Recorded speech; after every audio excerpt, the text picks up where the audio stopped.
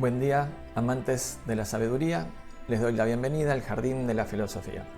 Hoy comenzamos una nueva serie dedicada a establecer, a examinar la vinculación entre el arte, la espiritualidad y la filosofía. Para ello vamos a abordar la obra y la vida de tres artistas de la vanguardia de la primera parte del siglo XX para ver cómo se vincula el esoterismo, una nueva espiritualidad que reacciona contra la religión establecida, y por supuesto el arte moderno. Vamos a poder ver en estos tres artistas cómo estos factores que les comentaba recién afectaron e influyeron fundamentalmente, configuraron el movimiento del arte moderno. Ustedes saben, o quizás no, que en este espacio tratamos de darle cabida a todas las miradas. Tenemos una mirada amplia sobre las diferentes corrientes de pensamiento, las diferentes cosmovisiones y las consecuentes formas de actuar en el mundo. Por eso es que en el Jardín de la Filosofía vamos a encontrar especies que nos resultan desconocidas o especies que de entrada ya consideramos que son malezas. Aquí en realidad no le decimos que no a nada. Tratamos de incorporar todas estas corrientes que vienen del ámbito del arte, de la religión, de la ciencia, de la mística, de la mitología, porque en todas ellas podemos encontrarle el sentido filosófico y en todas ellas son formas de penetrar en el misterio de la vida. Hoy comenzamos entonces con una artista sueca desconocida hasta hace muy pocas décadas, de principios del siglo XX, que se llama Hilma af Klint. Vamos a ver el video.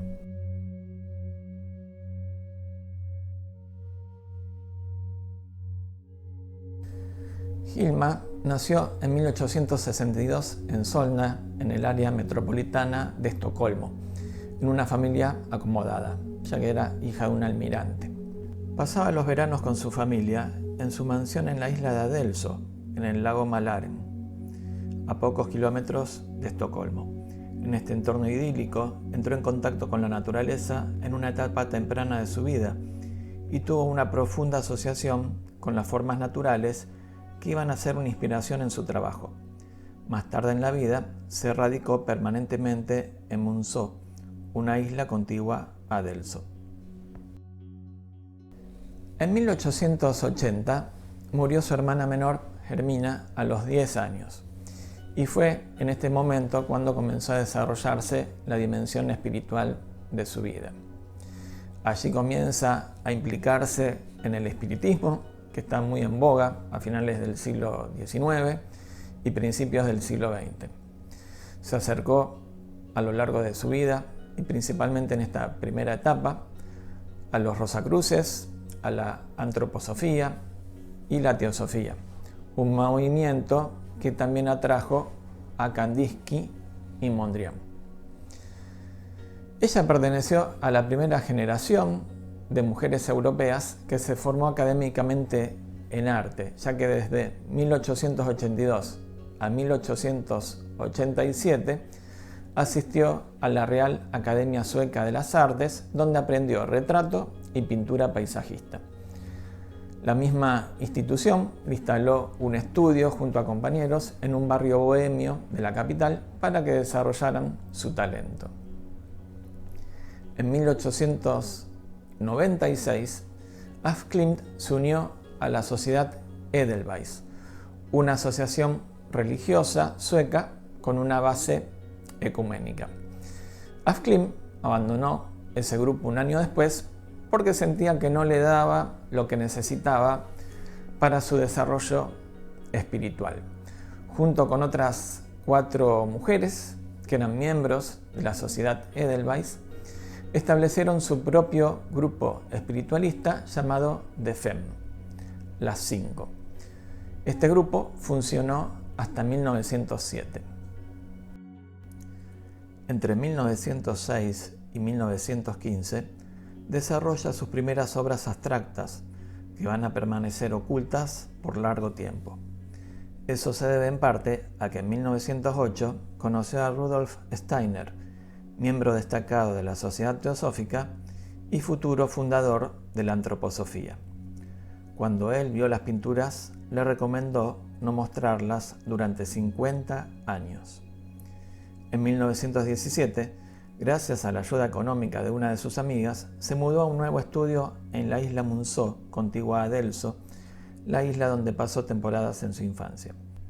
Aquí es donde se almacenaron las pinturas de Hilma af Klint cuando murió. En 1920, luego de la muerte de su madre, viajó a Suiza, a la sede de la Sociedad Antroposófica, donde se reencontró con Rudolf Steiner. Allí se unió formalmente a la sociedad y estudió sus textos. Realizó en esos años una serie de pinturas sobre las grandes religiones del mundo.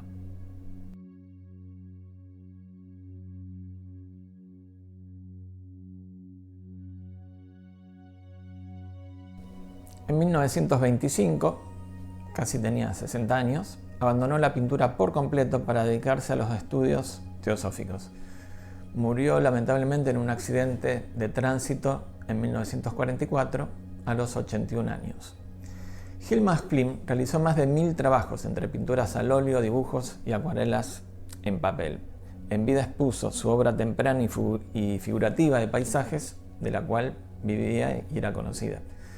Sus pinturas abstractas, salvo alguna pequeña e íntima muestra en conferencias y reuniones espirituales, se mantuvieron ocultas.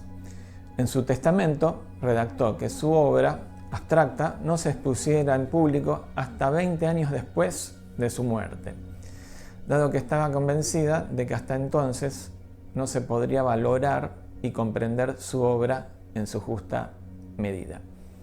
Sus deseos se cumplieron de sobra, porque no fue hasta 1986 cuando se descubrió y valoró su obra.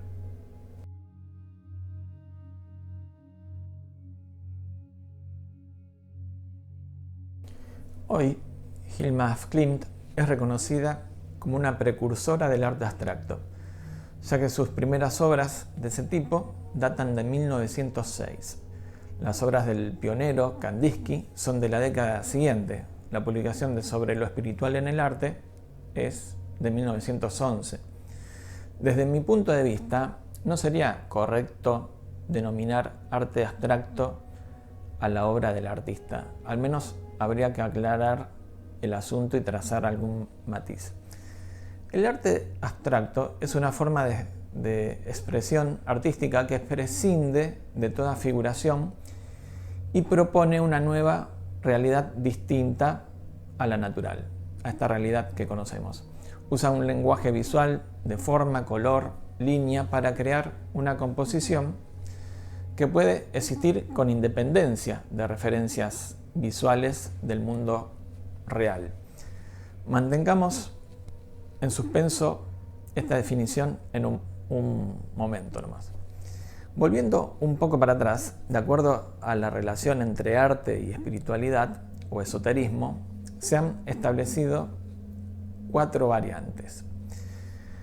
Primero, la representación de símbolos esotéricos o imágenes asociadas con el esoterismo y el ocultismo, que esto sería lo más usual. Segundo, otra variante, la producción de un objeto artístico que funcione como un dispositivo dotado de poderes mágicos, una suerte de talismán. Tercera, la obra artística como medio para inducir experiencias extraordinarias o fuera de lo común. Y por último, la cuarta, la obra artística como resultado de la inspiración directa o la comunicación desde entidades espirituales o como resultado de una experiencia visionaria o mística. Vamos a ver entonces, de acuerdo a esto, cómo considerar la obra de Af Klint. Klint y sus amigas se reunían los viernes para sesiones de meditación y espiritismo, durante las cuales practicaban la escritura automática de acuerdo con los mensajes que recibían de unos espíritus a los que denominaban los altos maestros. Durante estos eventos, los líderes espirituales se presentaron por su nombre y prometieron ayudar a los miembros del grupo en su entrenamiento espiritual. Los espíritus que se comunicaban con las 5 mujeres eran generalmente Gregor, George, Clemens, Ananda y Amaliel, personajes comunes en la literatura y la vida espiritualista. A través de su guía espiritual, el grupo se inspiró para dibujar automáticamente con lápiz, una técnica que no era inusual en ese momento. Cuando la mano se movía automáticamente, la voluntad consciente no dirigía o intervenía en el patrón que se desarrollaba en el papel. Esta técnica, denominada automatismo, fue utilizada una década después por los surrealistas. Las 5 mujeres se convirtieron así en herramientas artísticas para sus líderes espirituales. En una serie de cuadernos de bocetos se representaron escenas y símbolos religiosos con dibujos hechos por el grupo en forma colectiva. Su técnica de dibujo se desarrolló de tal manera que los patrones abstractos, dependientes del libre movimiento de la mano, se hicieron visibles. Durante una de estas sesiones recibieron el encargo de los altos maestros de mostrar lo que habían visto del mundo espiritual durante las sesiones. De eso se va a encargar exclusivamente nuestra artista. Af Klint trabajó en la serie de pinturas abstractas llamadas Pinturas para el Templo, iniciada en 1906 y terminada en 1915, compuesta por casi 200 obras. Los cuadros fueron pintados directamente a través de mí, sin dibujos preliminares y con mucha fuerza. No tenía idea de lo que se suponía que representaban las pinturas. Sin embargo, trabajé con rapidez y seguridad, sin cambiar una sola pincelada.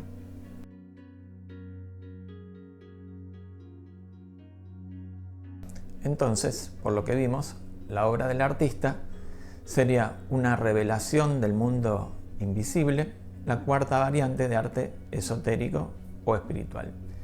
Visualmente podemos considerar las obras como arte abstracto, ya que no tienen referencias visuales al mundo real o al que llamamos real, el mundo visible o sensible.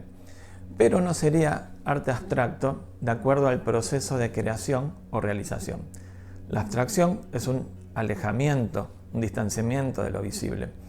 Va de lo visible a lo invisible. El arte de Af Klint va en dirección contraria, de lo invisible a lo visible. Vuelve visible lo invisible, le da forma a lo que no tiene forma.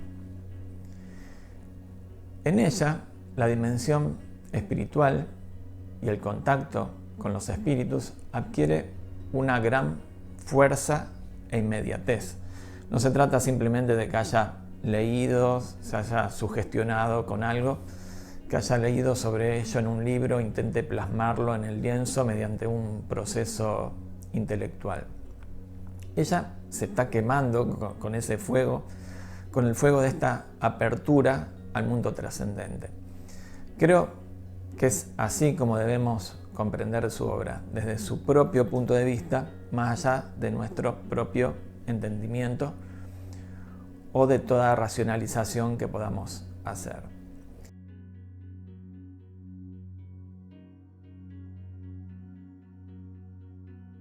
Cuando vi por primera vez las obras de Hilma af Klint, me recordaron algunas ilustraciones que había visto en un libro de la Sociedad Teosófica, hacia 1983-84, cuando era adolescente. Así que busqué en internet ese libro, titulado Formas de Pensamiento, y efectivamente, allí aparecen más de 50 ilustraciones que tranquilamente pasarían como obras de arte abstracto. El libro se publicó en 1901 y fue reeditado en 1905, pero sus orígenes se remontan a 1895, cuando los líderes de la Sociedad Teosófica, Annie Besant y Charles Leadbeater, iniciaron una investigación clarividente sobre la materia sutil del universo, que publicaron en una revista de la organización. Ellos estaban interesados en la naturaleza de la mente y, según su afirmación, el trabajo publicado extruye al mundo externo las formas de pensamiento. Con formas no se refieren a modos de pensar, sino que es literal, son imágenes, son la manifestación visual del pensamiento. En el prólogo, Besant aclara que no son formas imaginarias, más bien, son representaciones de formas realmente observadas en hombres y mujeres comunes. Son formas y colores. En el frontispicio del libro se anexa una tabla con los significados de los colores. La llamada producción de todas las formas de pensamiento se basa, de acuerdo a este libro, en tres principios principales. La calidad del pensamiento determina el color. La naturaleza del pensamiento determina la forma. Finalmente, la precisión del pensamiento determina la claridad del contorno. La concepción de calidad del pensamiento asocia pensamiento y sentimiento. Así, el color celeste corresponde al miedo, el negro a la malicia, el violeta oscuro a la depresión, el lila al amor por la humanidad. Aquí van algunos ejemplos de formas.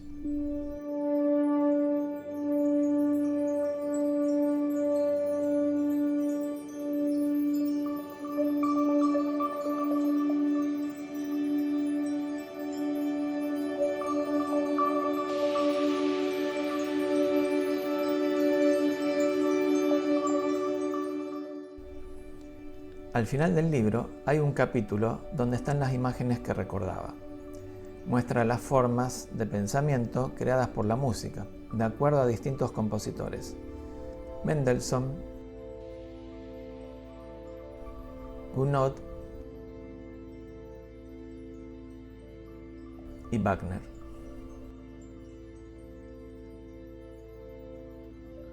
Recordemos que el grupo de FEM, las 5, se formó al año siguiente del primer artículo de 1895. El libro, en su segunda edición, es un año anterior a las primeras obras abstractas de Hilma af Klint, así que no es alocado para nada establecer una influencia más o menos directa.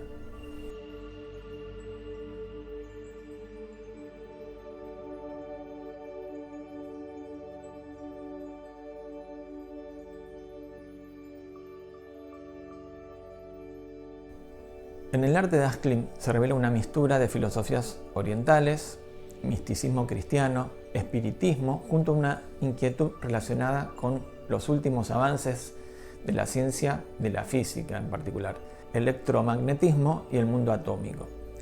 Esto último se evidencia en su serie Átomo de 1917.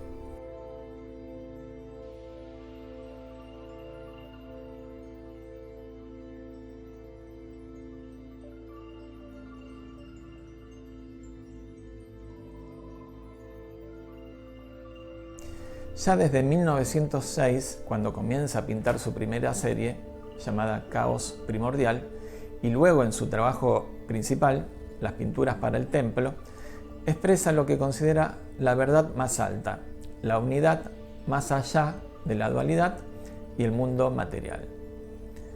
Su mirada holística está puesta en la evolución espiritual de la humanidad, Justamente ella imaginó que el trabajo de su vida se mostraría en un edificio circular donde los visitantes avanzarían hacia arriba a lo largo de una rampa en espiral en un viaje espiritual definido por sus pinturas. Un edificio giratorio, escribe, que está en movimiento permanente y sin embargo en reposo.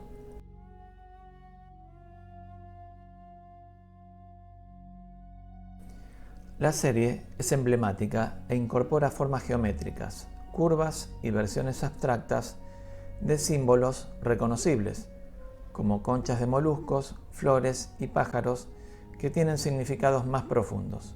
Por ejemplo, la concha de caracol representa la evolución, el lirio, la feminidad y la paloma, el amor. En ellas se despliegan temáticas metafísicas como la dualidad, materia y espíritu, lo femenino y lo masculino, la totalidad del cosmos y el origen del mundo. En sus pinturas de gran formato aparecen elementos recurrentes, como círculos concéntricos, óvalos y espirales. Como muchas de las otras series dentro de las pinturas para el templo, las 10 más grandes parece de alguna manera libre de limitaciones de espacio y tiempo. A través de 10 lienzos, formas arremolinadas en suaves colores pastel interactúan rítmicamente con letras cursivas, configurando un verdadero poema visual. Pétalos, ovarios, flores y espirales se despliegan en forma dinámica, como pulsaciones de la creación.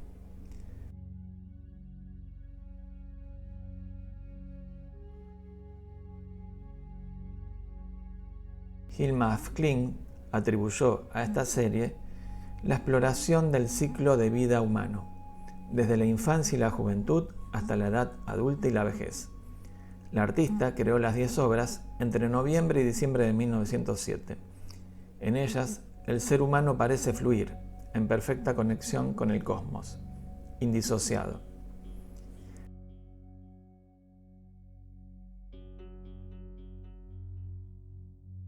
En la serie El árbol del conocimiento, de 1913-1915, Hilma af Klint mapea los diferentes planos espirituales de existencia para representar la complejidad de la existencia y la conexión entre la tierra y lo divino.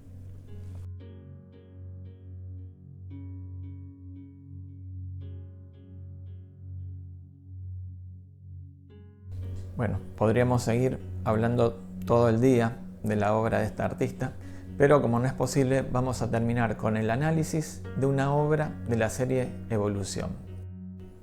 La número 13 de la serie presenta una gran serpiente negra con su cabeza que se superpone a la cola formando un círculo. En el logo de la Sociedad Teosófica también aparece este símbolo. Es la clásica Uroboros. Su significado remite a la naturaleza cíclica de las cosas y a la idea del eterno retorno. En este caso, el ciclo al que apela es el de la evolución. En la boca de la serpiente hay 2 formas ovoides, una azul y otra amarilla.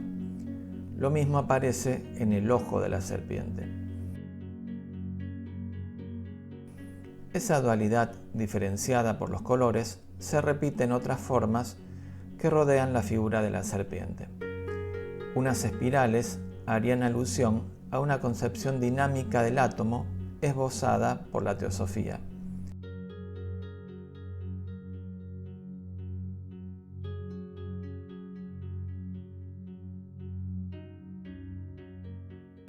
Colores y formas representan los principios masculino y femenino. En el lado izquierdo del círculo hay una figura amarilla andrógina que se estira para alcanzar 2 óvalos entrelazados, identificados como el antiguo símbolo Vesica Piscis, vejiga de pez, que expresa la integración de los opuestos.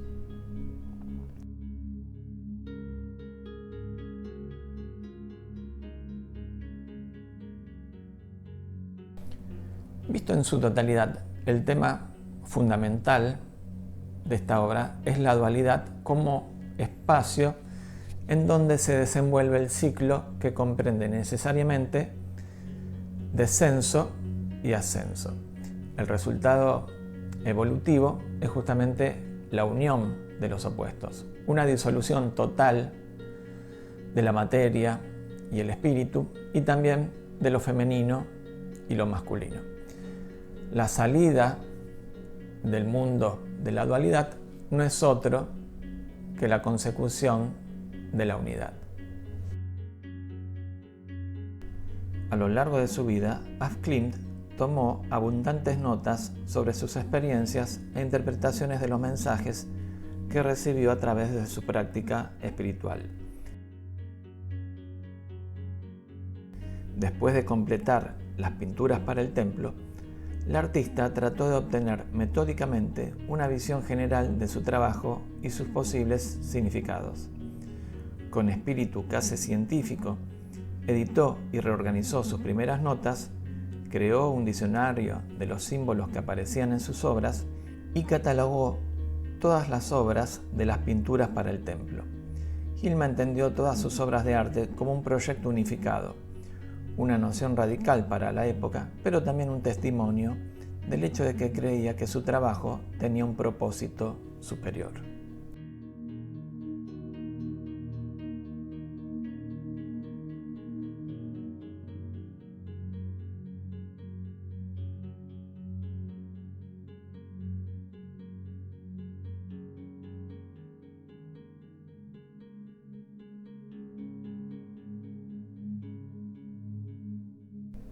Muchas gracias por llegar hasta aquí.